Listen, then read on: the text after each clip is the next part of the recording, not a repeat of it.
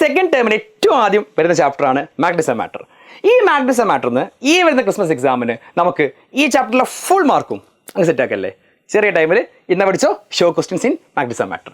ഏറ്റവും ആദ്യത്തെ question, define magnetic field and explain magnetic field lines.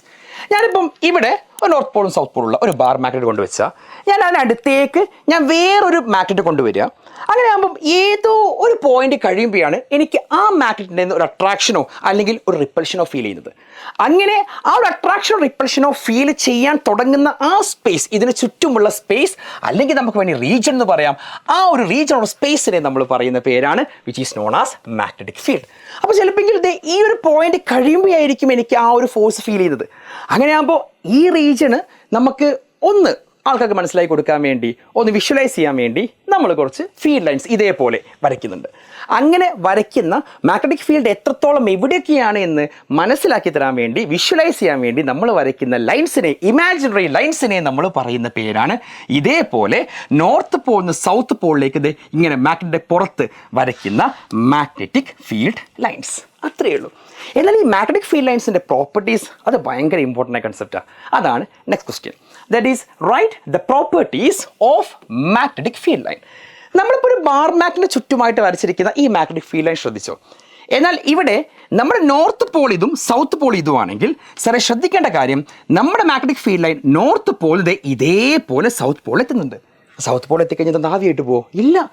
South പോളിലെത്തിയ ആ magnetic field line പിന്നെ bar മാഗ്നറ്റിൻ്റെ ഉള്ളിലൂടെ സൗത്ത് പോളിൽ നിന്ന് എവിടേക്ക് പോകുന്നുണ്ട്? നോർത്ത് പോളിലേക്ക് പോകുന്നുണ്ട്.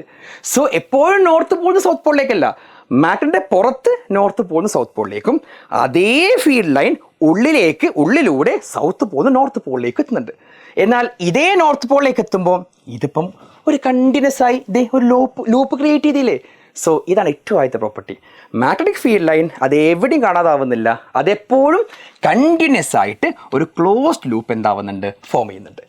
എന്നാൽ ഈ ഫീൽഡ് ലൈൻസിൻ്റെ എണ്ണം കൂടുമ്പോൾ അതിനർത്ഥം അത്രയും അവിടെ ശക്തി കൂടുന്നുണ്ട്. സോ ഇവിടെ നോക്കിയാൽ നല്ല ശക്തിയുണ്ട്, അല്ലെങ്കിൽ ഇവിടെ നല്ല ശക്തിയുണ്ട്, കാരണം എണ്ണം ഭയങ്കര കൂടുതലാണ്. ഇവിടെ കുറച്ച് എണ്ണേ ഉള്ളൂ, വലിയ പോരാ. അപ്പോൾ number of magnetic field lines കൂടുമ്പോൾ, ലാർജ് ആവുമ്പോൾ എന്ത് സംഭവിക്കുന്നുണ്ട്? അവിടെ അത്രത്തോളം സ്ട്രോങ്ങർ ആണ് മാഗ്നറ്റിക് ഫീൽഡ്. എന്നാൽ ഇതിൻ്റെ പേർപ്പസ് എന്താ? ഇതൊക്കെ എന്തിനാണ് സാറേ യൂസ് ചെയ്തത്? ആവശ്യമുണ്ട്. നമുക്കിപ്പോൾ ഒരു ബാർ മാഗ്നറ്റിൻ്റെ ഈ ഒരു പോയിന്റിലെ മാഗ്നറ്റിക് ഫീൽഡ് കണ്ടെത്തണം, ഡയറക്ഷൻ കണ്ടെത്തണം. അങ്ങനെ നീ കണ്ടെത്തണമെങ്കിൽ നിങ്ങൾ ആ ഒരു ഫീൽഡ് ലൈൻസ് വരച്ച് ഏതൊരു പോയിന്റ് ആണോ കണ്ടെത്തേണ്ടത് ആ പോയിന്റിൽ എടുത്തു ഞാൻ നേരെ ആ മാഗ്നറ്റിക് ഫീൽഡ് ലൈന് നേരെ ഒരൊറ്റ ടാൻജന്റ് വരയ്ക്കുക. അങ്ങനെ ആ ടാൻജന്റ് വരച്ചു കഴിഞ്ഞാൽ ആ ടാൻജന്റ് ഓഫ് ഏത് പോയിന്റ് ആണോ നിങ്ങൾ വരയ്ക്കുന്നത് ആ പോയിന്റിലെ മാഗ്നറ്റിക് ഫീൽഡിൻ്റെ എന്ത് നമുക്ക് കിട്ടി? ഡയറക്ഷൻ കിട്ടി.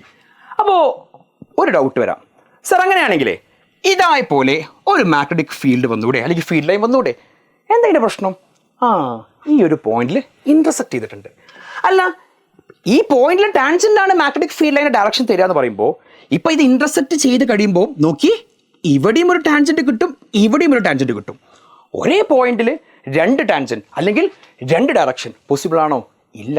അതുകൊണ്ടാണ് മാഗ്നറ്റിക് ഫീൽഡ് ലൈൻ ഒരിക്കലും ഇങ്ങനെ ആവാൻ പറ്റുമോ? ഇല്ല.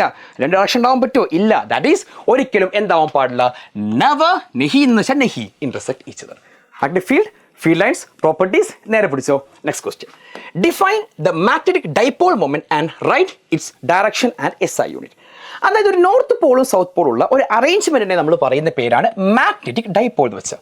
എന്നാൽ ഈ ഒരു അറേഞ്ച്മെന്റ് ഇല്ലേ, അതായത് ഒരു ബാർ മാഗ്നറ്റ് പോലത്തെ, അങ്ങനെ ആ ഒരു കോംബോ പാക്കിന്റെ അല്ലെങ്കിൽ ആ ഒരു അറേഞ്ച്മെന്റിന്റെ ശക്തിയെ നമ്മൾ പറയുന്ന പേരാണ് which is known as the corresponding magnetic dipole moment.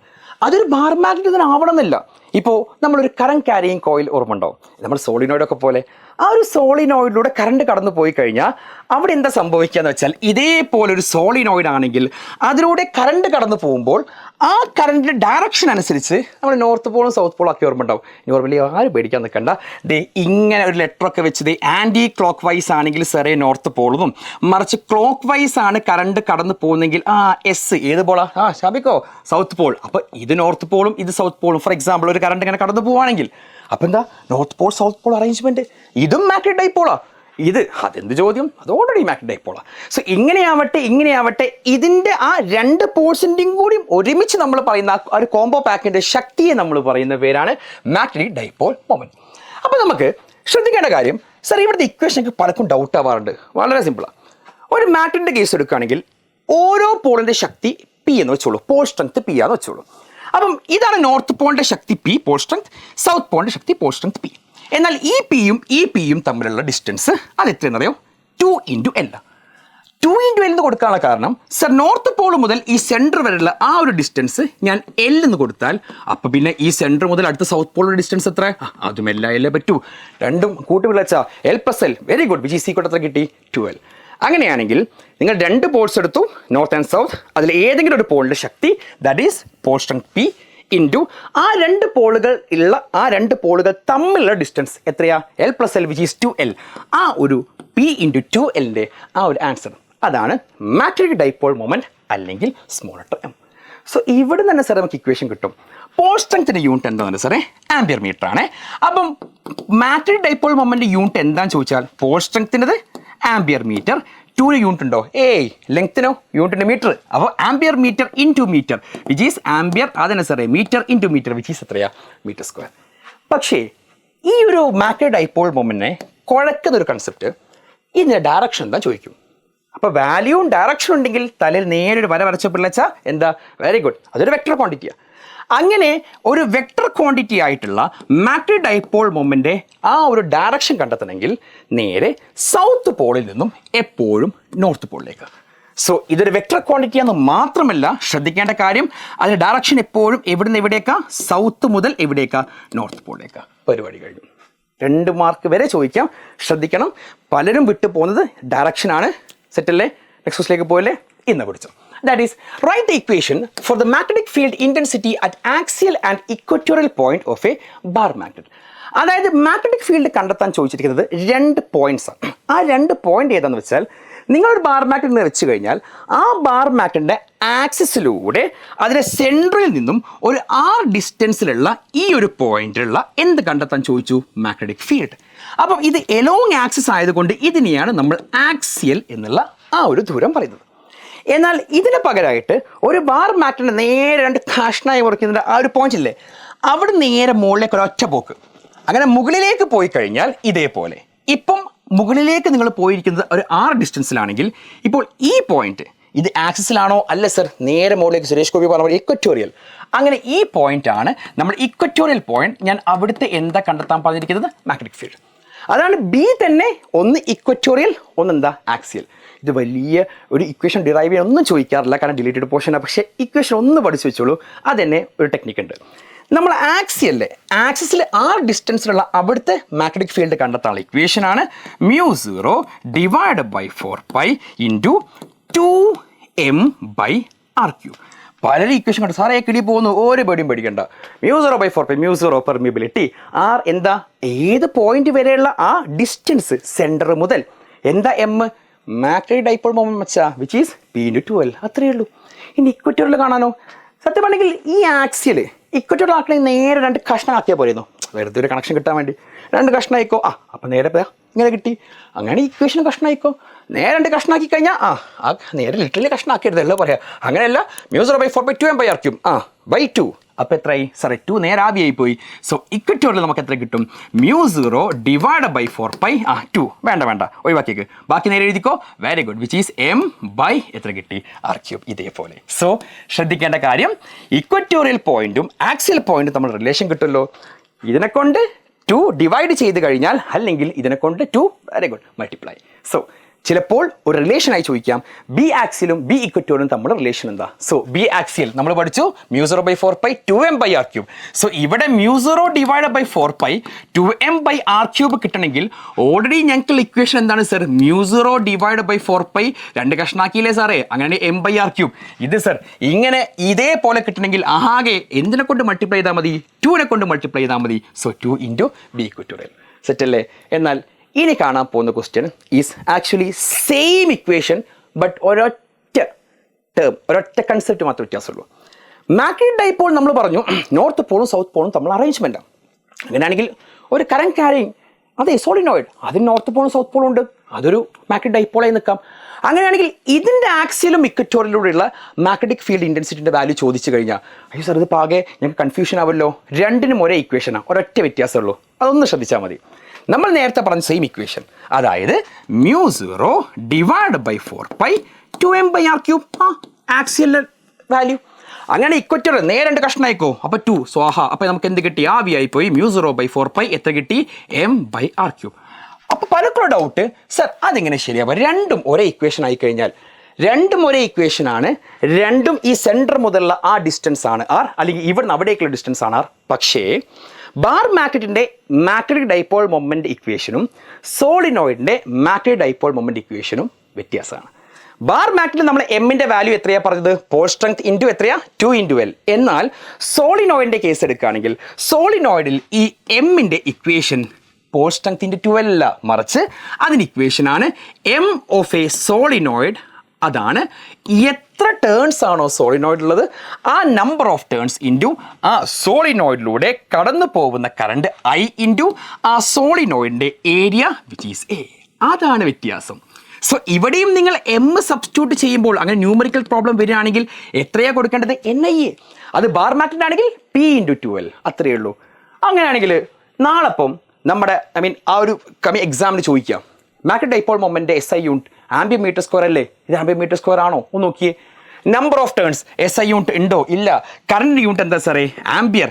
ഏയുടെ unit എന്താ? Metre square. അങ്ങനെയാണെങ്കിൽ തെറ്റില്ല സാറേ, ആംബിയർ മീറ്റർ സ്ക്വയർ. ആരുടെ യൂണിറ്റ്? എമ്മിൻ്റെ യൂണിറ്റ്. സെറ്റ് അല്ലേ? Next question, very very important. നിർബന്ധമായിട്ടും പഠിച്ചേ പോയേ പറ്റൂ. സ്റ്റേറ്റ് ഗോസസ് ലോ ഇൻ ഈ chapter magnetism. Gauss's law in magnetism പറയുന്നത്, നിങ്ങൾ ഒരു ക്ലോസ്ഡ് സർഫേസ് എടുക്കുകയാണെങ്കിൽ ആ ക്ലോസ്ഡ് സർഫേസിൻ്റെ ഉള്ളിലെ ടോട്ടലായ നെറ്റ്, അതാണ് ശ്രദ്ധിക്കേണ്ടത്. That is total net magnetic flux എപ്പോഴും എന്തായേ പറ്റൂ? 0 ആയേ പറ്റൂ. നെറ്റ് മാഗ്നറ്റിക് ഫ്ലക്സ് എന്ന് വെച്ചാൽ എന്താ? Magnetic field lines per unit area, അതിനെയല്ലേ മാഗ്നറ്റിക് ഫ്ലക്സ് എന്ന് പറയുന്നത്. സോ ഇതിനുള്ളിൽ ഞാനൊരു ബാർ മാഗ്നറ്റ് കൊണ്ട് വെച്ച് കഴിഞ്ഞാൽ ഈ ബാർ മാഗ്നറ്റിൽ നിന്ന് പുറത്തേക്ക് പോകുന്ന മാഗ്നറ്റിക് ഫീൽഡ് ലൈൻസിൻ്റെ എണ്ണവും ഇതിൻ്റെ ഉള്ളിലേക്ക് വരുന്ന മാഗ്നറ്റിക് ഫീൽഡ് ലൈൻസിൻ്റെ എണ്ണവും എന്തായേ പറ്റൂ? ഈക്വൽ ആയേ പറ്റൂ. അല്ലെങ്കിൽ നെറ്റ് എടുക്കുമ്പോൾ 4 പുറത്തേക്ക് പോകുന്നു, 4 ഉള്ളിലേക്ക് വരുന്നു. സോ നെറ്റ് എടുക്കുമ്പോൾ 0 ആയേ പറ്റൂ. So net magnetic flux over a closed surface അതെന്തായേ പറ്റൂ? 0. കാരണം ഇവിടെ എത്ര എണ്ണം പുറത്തേക്ക് പോകുന്നു ആ ക്ലോസ് സർഫേസിൻ്റെ അത്രയും എണ്ണം ഉള്ളിലേക്ക് വന്നേ പറ്റൂ. സോ ആകെപ്പാടെ നോക്കുമ്പം 0. ആകെപ്പാടെ നോക്കുമ്പോൾ പോയ ആൾ ഈസ് ഈക്വൽ ടു വന്ന ആൾ. നമ്മൾ കിർച്ചോഫിൻ്റെ ഫസ്റ്റ് ലോ അല്ലേ, ആ ഒരു കറണ്ട് റൂൾ പോലെ സെയിം സാധനം. എന്നാൽ ഈ ഗോസസ് ലോ ഇൻ മാഗ്നറ്റിസം ഏറ്റവും സിമ്പിളായി ചോദിക്കാം. State Gauss's law. ശ്രദ്ധിക്കേണ്ട കാര്യം, ഒന്നുകിൽ നെറ്റ് എന്നുള്ള വാക്ക് ഒരിക്കലും മറക്കരുത്. നെറ്റ് മാഗ്നറ്റിക് ഫ്ലക്സ്, അല്ലെങ്കിൽ ഇതേപോലെ എഴുതിയാലും മതി, surface integral of magnetic flux over A close surface is 0. Surface integral എന്നുള്ള വാക്ക് ഡെഫിനിഷന് വേണ്ടിയിട്ടാണ്. എന്നാൽ ഇതേ ഗോസസ് ലോ ഇൻ മാഗ്നറ്റിസം മറ്റൊരു രീതി ചോദിക്കാം. ഈ ഗോസസ് ലോ ഇൻ മാഗ്നറ്റിസം വെച്ച് ഒരിക്കലും ഏതൊരു മാഗ്നറ്റ് നിങ്ങൾ എത്ര കഷ്ണാക്കി കഴിഞ്ഞാലും അതിന് വീണ്ടും ഒരു നോർത്ത് പോളും അപ്പുറത്ത് സൗത്ത് പോളും ഉണ്ടാവും. ഒരിക്കലും ഒരൊറ്റ പോളായി നോർത്ത് പോൾ മാത്രമായിട്ടോ സൗത്ത് പോൾ മാത്രമായിട്ടോ ഒരിക്കലും ഉണ്ടാവില്ല. അത് ഇങ്ങനെ വെച്ച് പ്രൂവ് ചെയ്യാൻ പറ്റുമോ? പിന്നെ അല്ല, ഞാൻ ഒരു ക്ലോസ് സർഫേസ് എടുക്കുക. അങ്ങനെ ക്ലോസ് സർഫേസ് എടുക്കുകയാണെങ്കിൽ സർ ആ ക്ലോസ് സർഫേസ് ഇതേപോലെ ഞാൻ എടുത്തു, അതിനുള്ളിൽ ഞാൻ ഒരു നോർത്ത് പോൾ മാത്രം വെച്ചു. പോസിബിൾ ആണോ? അത് എന്തുകൊണ്ട് ഗോസസ് ലോ പ്രകാരം പോസിബിൾ അല്ല? അങ്ങനെയാണെങ്കിൽ നോർത്ത് പോളിൽ ഒറ്റയ്ക്ക് നിൽക്കുന്ന ഈ നോർത്ത് പോളിൽ നിന്ന് കുറേ മാഗ്നറ്റിക് ഫീൽഡ് ലൈൻസ് ഇങ്ങനെ പുറത്തേക്ക് പോകുന്നുണ്ട്. 1 2 3 4 5. എന്നാൽ 5 മാഗ്നറ്റിക് ഫീൽഡ് ലൈൻസ് പുറത്തേക്ക് പോകുന്നുണ്ട്, 5 ഉള്ളിലേക്ക് വരുന്നുണ്ടോ? ഇയാൾ പ്രകാരം എന്തായേ പറ്റൂ? 5 പുറത്തു പോയി 5 വന്നേ പറ്റൂ. Not possible. സൗത്ത് പോൾ ആണെങ്കിലോ? ഇല്ല. സൗത്ത് പോൾ ആണെങ്കിൽ 5 ഉള്ളിലേക്ക് വരും, 5 പുറത്തേക്ക് പോകുന്നുണ്ടോ? ഇല്ല, പോയേ പറ്റൂ. സോ ഗോസസ് ലോ പ്രകാരം മാഗ്നറ്റിക് ഒരിക്കലും ഒരൊറ്റ പോളായിട്ട് നിൽക്കൂല. മോണോപോൾ, മോണോ ഒറ്റ പോൾ, നോ, എപ്പോഴും 2 ഡൈ പോളായേ നിൽക്കുകയുള്ളൂ. ഗോസസ് ലോ കൺസെപ്റ്റ് കിട്ടിയല്ലോ. എന്നാൽ ഇത് ലാസ്റ്റ് ഭാഗത്തേക്ക് പോവാം. ഡയാ പാരാഫെറോ. എന്നാൽ ഡയാ പാരാഫെറോ നമ്മൾ പഠിക്കുമ്പോൾ നമ്മൾ വിട്ടു പോകുന്ന ഒരു ചെറിയ കാര്യമാണ്, കുറച്ച് പ്രോപ്പർട്ടീസ് ചോദിക്കും. ആ പ്രോപ്പർട്ടീസ് അല്ലെങ്കിൽ ആ ഒരു പ്രോപ്പർട്ടീസ് ഇൻറ്റൻസിറ്റി ഓഫ് മാഗ്നറ്റൈസേഷൻ, ആ കാര്യങ്ങൾ നോക്കി. First question, define intensity of magnetisation and write its SI unit. നമ്മൾ ഒരു കറസ്പോണ്ടിങ് ആയ സബ്സ്റ്റൻസ് അല്ലെങ്കിൽ കറസ്പോണ്ടിങ് ആയ ഒരാളെ നമ്മൾ മാഗ്നറ്റ് ആക്കാൻ ശ്രമിക്കുമ്പോൾ ആ ശ്രമിക്കുന്ന സമയത്ത് അവിടെ അതിൻ്റെ എത്രത്തോളം ഭാഗമാണോ മാഗ്നറ്റ് ആയത് ആ മാഗ്നറ്റ് ആയ ഭാഗത്ത് net dipole moment per unit volume of that material. ഞാനൊരു മെറ്റീരിയൽ എൻ്റെ കയ്യിൽ ഇതേപോലെ ഉണ്ട് സർ. ഇപ്പോൾ ആ മെറ്റീരിയലിനെ ഞാൻ മാഗ്നറ്റ് ആക്കാൻ ശ്രമിക്കുകയാണ്. അങ്ങനെ പകുതിയോളം അതെന്തായിട്ടുണ്ട്? മാഗ്നറ്റ് ആയിട്ടുണ്ട്. സോ ഇങ്ങനെ ഈ ഒരു മാഗ്നറ്റ് ആയിരിക്കുന്ന ഈ ഒരു മെറ്റീരിയലിലെ ആ ഒരു അത്രയും ഭാഗം കണ്ടല്ലോ, ആ ഭാഗത്ത് ഉണ്ടായിരിക്കുന്ന net magnet dipole moment by ആ മെറ്റീരിയലിൻ്റെ വോളിയം. ആ ഒരു റേഷ്യോനെ നമ്മൾ പറയുന്ന പേരാണ് ഇൻറ്റൻസിറ്റി ഓഫ് മാഗ്നറ്റൈസേഷൻ. മൊത്തമാണെങ്കിലോ മൊത്തം എടുത്തോളൂ, ഒരു കുഴപ്പമില്ല. അപ്പോൾ ഇത് നമുക്ക് യൂണിറ്റ് നിസ്സാര കണ്ടെത്താം. ഇതേ നോക്കിയാൽ തള്ളുതല്ല കാര്യം പറയാം. എടാ magnetic dipole moment SI unit നമ്മൾ പഠിച്ചു. എന്താ? Ampere metre square. വോളിയത്തിന് യൂണിറ്റ് മീറ്റർ ക്യൂബ് അല്ലേ? അങ്ങനെയാണെങ്കിൽ മീറ്റർ സ്ക്വയർ മീറ്റർ ക്യൂബ് കട്ടായി ഒരൊറ്റ മീറ്റർ എവിടെ?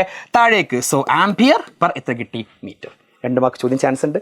എന്നാൽ ഇത് കൂടാതെ 2 ചെറിയ പ്രോപ്പർട്ടി ഉണ്ട്. പ്രോപ്പർട്ടി അല്ല, നമുക്കൊരു ഇതേപോലത്തെ ഒരു ടേംസുകളുണ്ട്. രണ്ടാമത്തെ ആളാണ് മാഗ്നറ്റിക് ഇൻറ്റൻസിറ്റി. ചിലപ്പോൾ അതിനെ നമ്മൾ മാഗ്നറ്റൈസിങ് ഫീൽഡ് എന്നും പറയാറുണ്ട്. അതാണ് പല വാക്കുകൾ കേട്ടാലും അമ്മക്ക് മാർക്ക് പോയത്. അതായത് മാഗ്നറ്റിക് ഇൻറ്റൻസിറ്റി അല്ലെങ്കിൽ മാഗ്നറ്റൈസിങ് ഫീൽഡ് H, അത് നമ്മളൊരു മെറ്റീരിയലിനെ നമ്മൾ മാഗ്നറ്റ് ആക്കാൻ ശ്രമിക്കുമ്പോൾ അത് എത്രത്തോളം മാഗ്നറ്റായി അല്ലെങ്കിൽ ആ ഒരു മാഗ്നറ്റ് ആക്കാൻ നമ്മൾ വെച്ചിരിക്കുന്ന ഒരു ഫീൽഡ് ഉണ്ട്. അതിനാണ് മാഗ്നറ്റൈസിങ് ഫീൽഡ് എന്ന് പറയുന്നത്. അങ്ങനെ ആ മാഗ്നറ്റൈസിങ് ഫീൽഡ് അതിനെ എത്രത്തോളം മാഗ്നറ്റ് ആക്കി എന്ന് അറിയുന്ന ഒരു ഡിഗ്രി, ഒരു ചെറിയ മെഷർ പോലത്തെ ആളെ പറയുന്ന പേരാണ് മാഗ്നറ്റിക് ഇൻറ്റൻസിറ്റി അല്ലെങ്കിൽ മാഗ്നറ്റിക് ഫീൽഡ് എന്ന് വെച്ചാൽ. സോ M കിട്ടി ഇൻറ്റൻസിറ്റി ഓഫ് മാഗ്നറ്റൈസേഷൻ, കൺഫ്യൂഷൻ ആവരുത്. H കിട്ടി മാഗ്നറ്റൈസിങ് ഫീൽഡ്. ഇത് രണ്ടും ഒരുമിച്ച് വരാനുള്ള കാരണം MH ഒന്ന് ഡിവൈഡ് ചെയ്ത് നോക്കിയേ. Very good. M/H. ഈ റേഷ്യോനെ M/H റേഷ്യോനെ നമ്മൾ പറയുന്ന പേരാണ് അതെ ഇങ്ങനെ വളഞ്ഞു നിൽക്കുന്ന കൈ പോലെയുള്ള മാഗ്നറ്റിക് സസെപ്റ്റിബിലിറ്റി അല്ലെങ്കിൽ ആ ഒരു chi. That is M/H ratio. അതേപോലെ എഴുതിയാൽ മതി. So intensity of magnetisation divide by എത്രയാണ്? That is magnetising field. M/H കിട്ടി, കൈ കിട്ടി. എന്നാൽ നമ്മൾ തൊട്ട് മുന്നേ ആക്സിയലൊക്കെ പഠിച്ചപ്പം ഇങ്ങനെ അല്ലെങ്കിൽ മൂവിങ് ചാർജിലും ഇങ്ങനൊരു സാധനം പഠിച്ചു ഓർമ്മ ഉണ്ടാവും, മ്യൂ0. ഇങ്ങനെ സാധനം നമ്മൾ ഫസ്റ്റ് ചാപ്റ്റർ പഠിച്ചാണ് എപ്സിലോൺ 0. ഇത് പെർമിറ്റിവിറ്റി. അപ്പോൾ ഇയാളെന്താ? പെർമിബിലിറ്റി. അതായത് ഒരു സബ്സ്റ്റൻസ് മാഗ്നറ്റിക് ഫീൽഡ് ലൈൻസിനെ എത്രത്തോളം അതിൻ്റെ ഉള്ളിലൂടെ കടത്തിവിടുന്നു, ആ കടത്തിവിടുന്ന ആ ഒരു കറസ്പോണ്ടിങ് ആയിട്ട് അതിൻ്റെ എബിലിറ്റിയെ നമ്മൾ പറയുന്ന പേരാണ് which is known as the magnetic permeability. ശ്രദ്ധിക്കണം, അത് കടത്തിവിടുന്ന കഴിവാണ്. ആരെ? Magnetic field lines. സോറി കേട്ടോ, മാഗ്നറ്റിക് ഫീൽഡ് ലൈൻസ്. ശ്രദ്ധിക്കണേ, ലൈൻസ് കേട്ടോ. സോ പെർമിറ്റ് ചെയ്യുന്ന ആ ഒരു എബിലിറ്റി. അപ്പോൾ സ്വാഭാവികമായിട്ട് ഇതിൻ്റെ ഇക്വേഷൻ എങ്ങനെ കണ്ടെത്താം? Simple. That is B/H. B എന്ന് വെച്ചാൽ corresponding magnetic field divide by H എന്ന് വെച്ചാൽ നമ്മൾ നേരത്തെ പറഞ്ഞിരിക്കുന്ന മാഗ്നറ്റൈസിങ് ഫീൽഡ്. അപ്പം മ്യൂ എന്നുള്ള ആ ഒരു വാക്കിൽ നിന്ന് നമുക്ക് 2 എണ്ണം ഇങ്ങനെ എഴുതിക്കൂടെ? മ്യൂ മാഗ്നറ്റിക് പെർമിബിലിറ്റി ആണെങ്കിൽ എന്തായിരിക്കും മ്യൂ0 എന്ന് വെച്ചാൽ? സറി, ഫ്രീ സ്പേസിൻ്റെ പെർമിബിലിറ്റി. Very good. അങ്ങനെയാണെങ്കിൽ എന്തായിരിക്കും മ്യൂ r എന്ന് വെച്ചാൽ?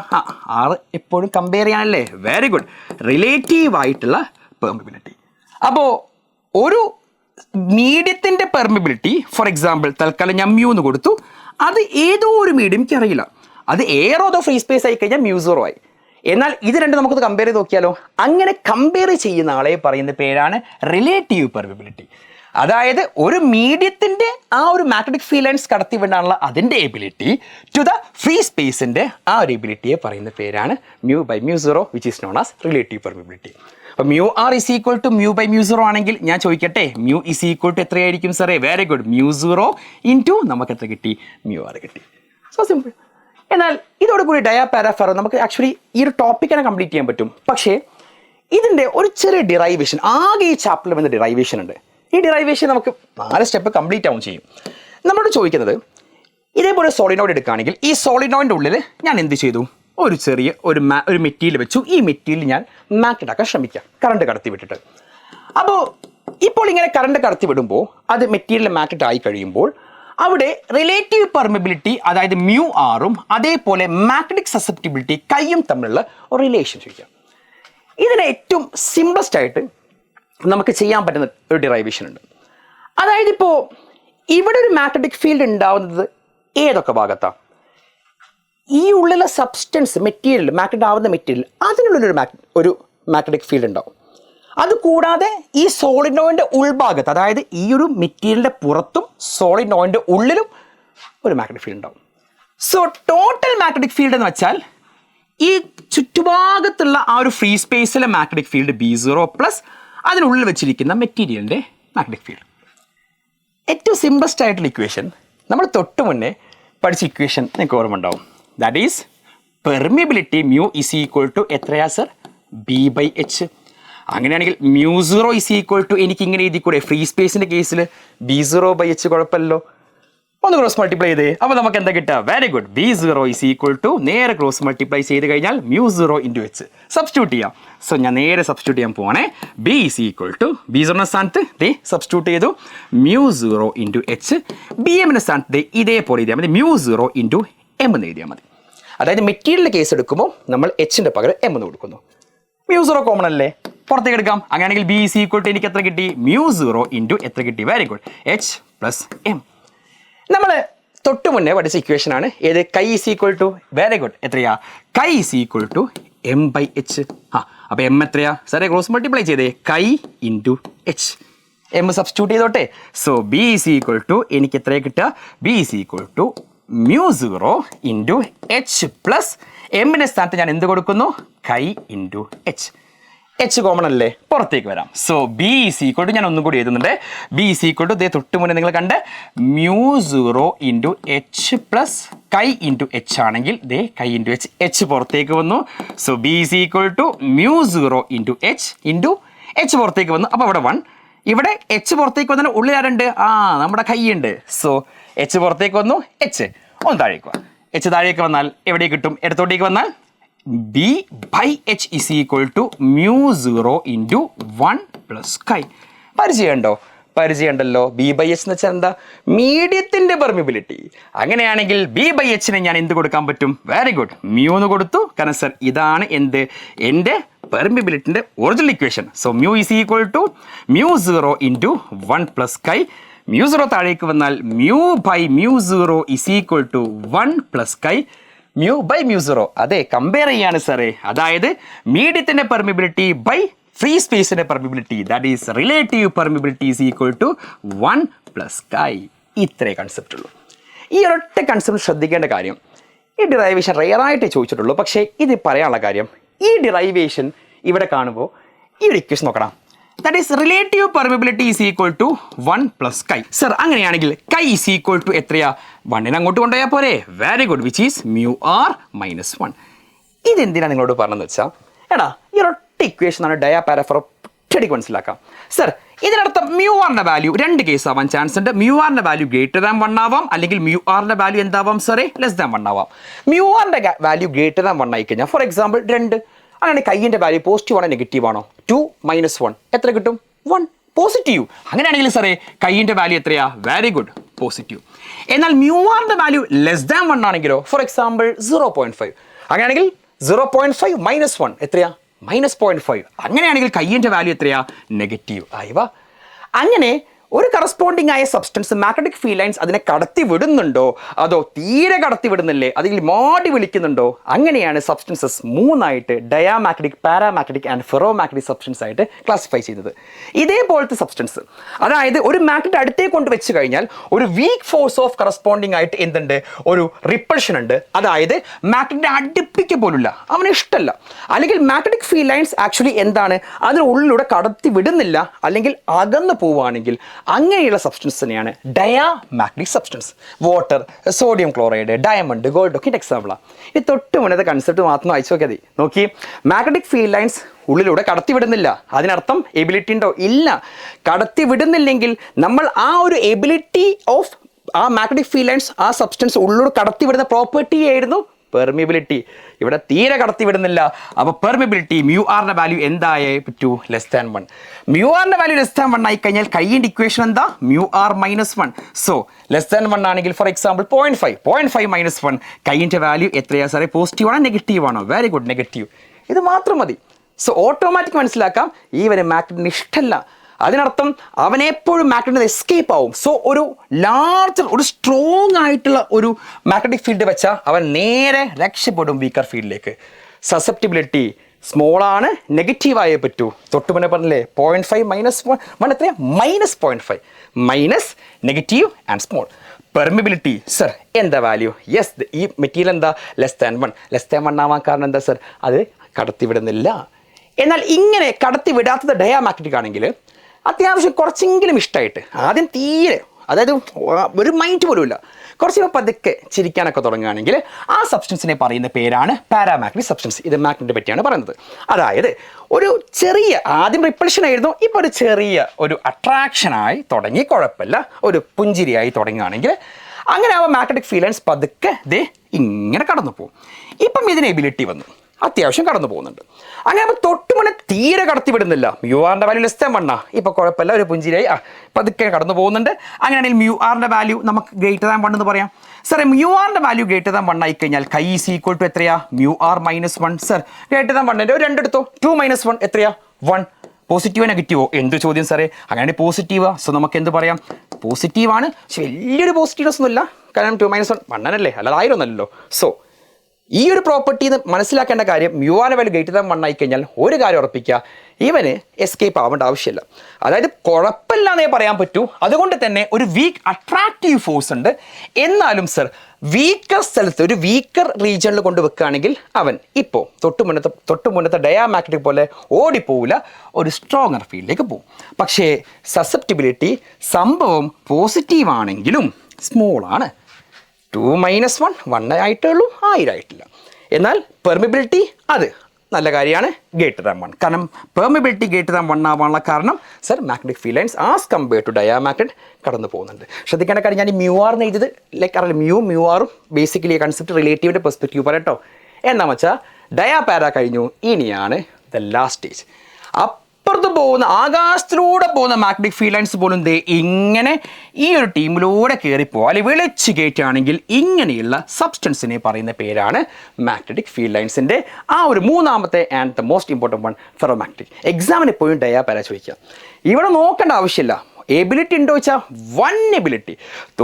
മുന്നത്തെ കേസിൽ ഒരു പുഞ്ചിരിയാണെങ്കിൽ ഇപ്പം എന്താ? പൊട്ടിച്ചിരിയ. ആദ്യം മൈൻഡ് ചെയ്യുന്നില്ല, ഇപ്പം കുഴപ്പമില്ല. ഇപ്പം എന്താ? ഒന്ന് നോക്കണ്ട, കറസ്പോണ്ടിങ് ആയി എല്ലാ മാഗ്നറ്റിക് ഫീൽഡ് ലൈൻസും ഇത് കടത്തി വരുന്നുണ്ട്. അങ്ങനെയാണെങ്കിൽ തൊട്ട് മുന്നേ മ്യൂ ആർ ഗ്രേറ്റർ ദാൻ 1 ഇവിടെ ഗ്രേറ്റർ ദാൻ 1 നിർത്താൻ പറ്റുമോ? ഇല്ല. Very good, very very greater than 1. അങ്ങനെ ആകുമ്പോൾ കൈയിൻ്റെ വാല്യൂ എത്രയായിരിക്കും സർ? മ്യൂ ആർ മൈനസ് 1 അല്ലേ? ഇവിടെ ഏത് ചില്ലറ വാല്യൂ ഒന്നല്ല, 1000 മൈനസ് 1 999. സാറേ പോസിറ്റീവ് ആണോ? എന്ത് ചോദ്യം? പോസിറ്റീവ് ആണെന്ന് മാത്രമല്ല സർ, അതൊരു ലാർജ് വാല്യൂ ആണ്. എല്ലാവരും full happy. So very strong force of repulsion ആണോ അട്രാക്ഷൻ ആണോ? എന്ത് ചോദ്യം? 1 അട്രാക്ഷൻ. തൊട്ട് മുന്നേയും അട്രാക്ഷൻ ആണ്, പക്ഷേ ഒരു വീക്ക് അട്രാക്ഷൻ മാത്രമേ ഉള്ളൂ. ഇവിടെ എന്താ സാറേ? സെറ്റായി. അങ്ങനെയാണെങ്കിൽ examples iron, cobalt and nickel. ഇത് മൂന്നും ഇടയ്ക്ക് ഒരു ഓപ്ഷൻസ് ആയി ചോദിക്കാം. ഇനി ഇതിൽ നിങ്ങൾ ചിലപ്പോൾ കമ്പാരിസണായി ചോദിക്കാം, അല്ലെങ്കിൽ സ്ഥിരമായി ചോദിക്കുന്നത് ഇതേപോലത്തെ ഞാൻ തൊട്ട് മുന്നേ പറഞ്ഞ options. Which of the following is not a ferromagnetic material? Cobalt, iron, nickel, bismuth. ഇവൻ എന്താ ഇവിടെ കളിക്കുന്നത്? ബിസ്മത്ത് ഒരു ഫെറോമാഗ്നറ്റിക് മെറ്റീരിയൽ അല്ല. ഈ ഒരു ചോദ്യം നോക്കണം, വെരി ഇമ്പോർട്ടൻറ്റ്. ഫിഗർ തന്നിട്ട് മനസ്സിലാക്കാം, നമുക്ക് ചെയ്യാൻ പറ്റും, തള്ളുന്നില്ല. നോക്കിയാടാ.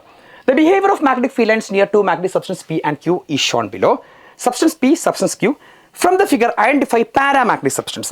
Dia, mind ഇല്ല. പാരാ, പുഞ്ചിരിക്കാൻ തുടങ്ങി. അങ്ങനെ ആകുമ്പോൾ ഡാർക്ക്, മൈൻഡ് ഇല്ല. ഇവിടെ പുഞ്ചിരിക്കാൻ തുടങ്ങി. ഏതാ? ഒന്നും നോക്കണ്ട സർ, പാരാമാഗ്നറ്റിക് അല്ലേ ചോദിക്കുന്നത്. നടുക്കണ്ടത് പുഞ്ചിരിക്കാൻ തുടങ്ങിയില്ലേ? അപ്പോൾ എന്ത് പറയാൻ പറ്റും? ഏതാ സബ്സ്റ്റൻസ്? Q. അങ്ങനെയാണെങ്കിൽ അടുത്ത ക്വസ്റ്റ്യൻ നോക്കിയേ. Susceptibility of the substance P is. Substance P ഇതാ, മൈൻഡ് ഒന്നുമില്ലല്ലോ. മാഗ്നറ്റിക് ഫീൽഡ് ലൈൻസ് കടന്നു പോകുന്നുണ്ടോ? ഇല്ല.